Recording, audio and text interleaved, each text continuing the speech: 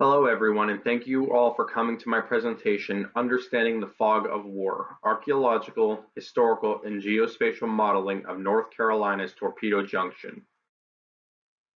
Before we dive into my study, I would like to give a brief background to the Battle of the Atlantic. The battle was fought over the entire Atlantic Ocean and lasted throughout the entire war. This was primarily fought between Germany's U-boat arm and the British Royal Navy for control of the shipping lanes around the British Isles. Great Britain relied heavily on its imports to continue its war against Germany's war machine in Europe, especially oil from the Gulf of Mexico. Tankers from the Gulf had to travel along the American East Coast before moving across the Atlantic to Britain. When Germany declared war on the United States on December 11, 1941, these waters were opened for attack, and German U-boats left European ports for American waters in the final weeks of December. Many of the first U-boats traveled to waters off North Carolina, which quickly became a favorite among U-boat commanders. In fact, the waters around Cape Hatteras became so dangerous to merchant vessels that sailors began to refer to the area as Torpedo Junction. Hatteras was a favorite for several reasons, including its geographical location. The deep waters off the continental shelf offer protection for diving U-boats, and it was at Hatteras where the shelf came within roughly 30 miles of the shore, creating a bottleneck for vessels hugging the shoreline of the Outer Banks. Another reason was that the collision of warm Gulf Stream waters with the cooler waters of the North Atlantic created a stratified water column of mixed temperatures and salinity, which adversely affected Allied sonar. Finally, the United States Navy was ill-prepared to meet the U-boat threat. Many of the surface ships were sent to the Pacific to battle the Japanese, while the few that remained in the Atlantic were kept in reserve. Additionally, the American government refused to issue a blackout order of lights along the coast, which illuminated any ship hugging the coast at night when a U-boat prefers to hunt. U-boat commanders were so successful in American waters that it was dubbed the American or the Atlantic Turkey Shoot. My study aimed to examine the problem of locational accuracy. Many times the wrecks of vessels are not found where they were recorded to have sunk. Now this could possibly be attributed to a difference in positional fixing technology. However, there may be other factors that cause this error. I am especially interested in the role of the fog of war, or the uncertainty of battle, and the factors that might affect it. The goal here is to plot each battle between a U-boat and a merchant vessel along the coast using ArcGIS, and when analyzed with the circumstances that the vessel was lost under, search for patterns that may provide clues as to which factors cause a greater level of inaccuracy or a denser fog of war. The circumstances that I am examining include the role of the time of day or night and the potential impact of moonlight on each attack, the role of bathymetry or the depth of the water at each attack site, the proximity of the attack to military installations, and the individual differences in each of the merchant vessels, such as its nationality, age, and the presence or absence of armaments or escort vessels. I also analyze its cargo, specifically its potential for flammability. Additionally, how does the duration of each attack affect the potential accuracy? There are a total of 26 merchant vessels and one warship that were utilized in this study. The current positions of these ships was provided for by NOAA's Monitor National Marine Sanctuary. All of these vessels were sunk between January and July 1942 in North Carolina waters. Additionally, all of these vessels were sunk by German U-boats alone, rather than through collision or the potential of mines.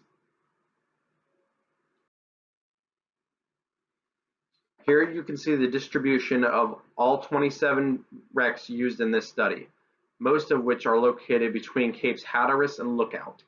This map was created in ArcGIS using different data sets, including the coordinates of the wrecks, lighthouses, and military bases, bathymetry, and the routes of northbound and southbound merchant vessels.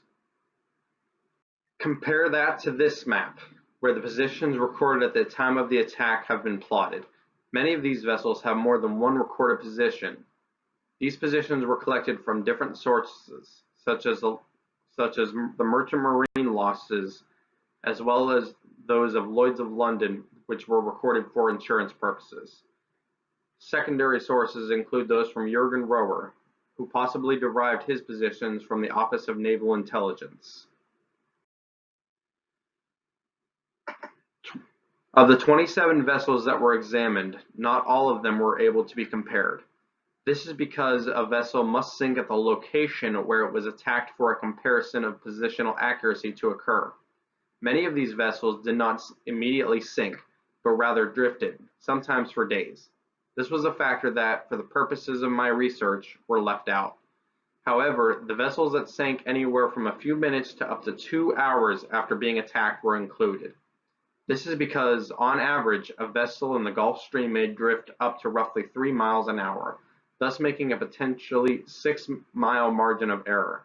And while this can be seen as significant, it was considered minor enough to be included in the study. This brings the total number of vessels from 27 to 19. To determine accuracy, ArcGIS was used to create a series of convex hulls and centroids. Convex hulls are areas between sets of points, here being either 2 or 3 historically recorded positions for each vessel. The area created by the hull represents the expanse of the ocean separating the different historical positions, which can exceed 500 miles for 3 or more points, or up to 150 miles between 2 points. The centroid is a point representing the center of the convex hull, thus representing an average set of coordinates for the historical sources.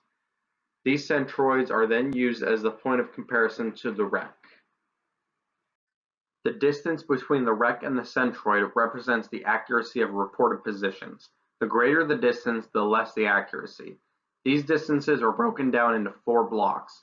As displayed, more than half were located within 20 miles from their centroid, while several were still over 30 miles.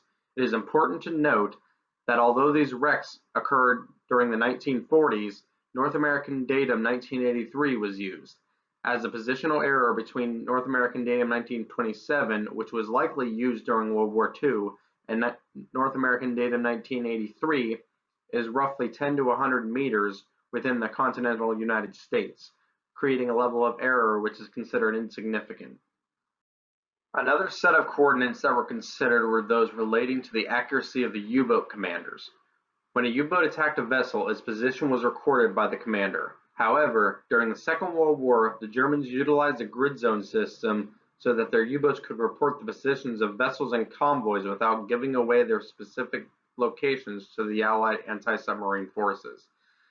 The grid covered the world's oceans and were divided and subdivided until each individual square was roughly 6 by 6 miles. These were labeled by utilizing 2 letters and 4 numbers. The corners of these grid zones were plotted, and a central point was created and used to determine accuracy. The distance from the point at the center of the German grid zone to the wreck determined the level of accuracy for the U-boat commanders. It is important to keep in mind, however, that because the center of the grid was used and each grid square was roughly 6 by 6 miles, the final accuracy has an error of up to 3 miles. Further, the datum that the Germans used when establishing the grid system was not discovered in my historical research. As such, to maintain consistency, North American datum 1983 was again utilized, as it was for both the Allied positions and the recorded positions. Now that a level of accuracy has been established, the factors can be analyzed for patterns among the vessels. This is done by using geostatistics. Each of the factors thought to have an influence on accuracy were listed along with the afflicted vessel. A similar distance between a wreck and a centroid of vessels all containing one factor or another may show that that factor does indeed affect accuracy. These factors were broken down into 3 broad categories: vessel characteristics, atmospheric data, and physical features.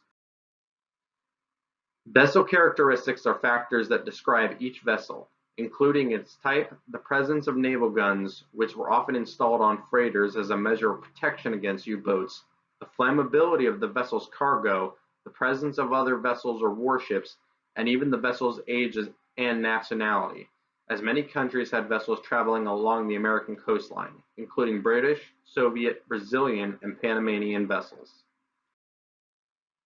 Atmospheric data include factors such as the impact of wind, waves, weather, and season. Additionally, the time of day and the phase of the moon were considered, as these affect the amount of visible light on the ocean. Most vessels were attacked at night, as shown in the graph on the bottom right. Most were attacked with 25% moonlight, a percentage used to indicate a moon between new and first quarter as well as third quarter and new. This makes sense, as the moon would give it just enough light to see, but still allow enough darkness to conceal a lurking U-boat on the surface. The final set of factors were physical features. These include bathymetry, the distance between the wreck and the nearest shoreline, the wreck's proximity to a lighthouse or lightship, as well as to the nearest air or military base, which can render aid to a vessel in distress or attack a sighted U-boat. Now that these factors have been outlined, their potential effect on accuracy must be determined. Factors that were determined to not have much of an effect on positional accuracy include vessel type and cargo presented here. As you can see on the graph on the left, both engine and midship vessels, usually freighters, and engine aft vessels, usually tankers, display a similar level of accuracy. It is interesting to note, however, that the most inaccurate vessels were tankers. Additionally, there does not appear to be a positional difference in cargo, as shown on the graph to the right.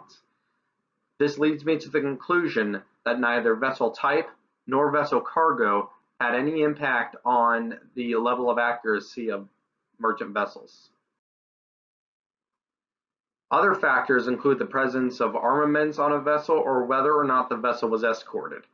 As shown on the graph on the left, with the exception of one, most armed or escorted vessels appear to have accurate positions recorded by the Allies, while the positions recorded by the Germans was more inaccurate. This makes sense, as escorted or armed vessels may have better trained crews on or nearby, whereas the presence of danger to a German U-boat may cause a greater level of fear.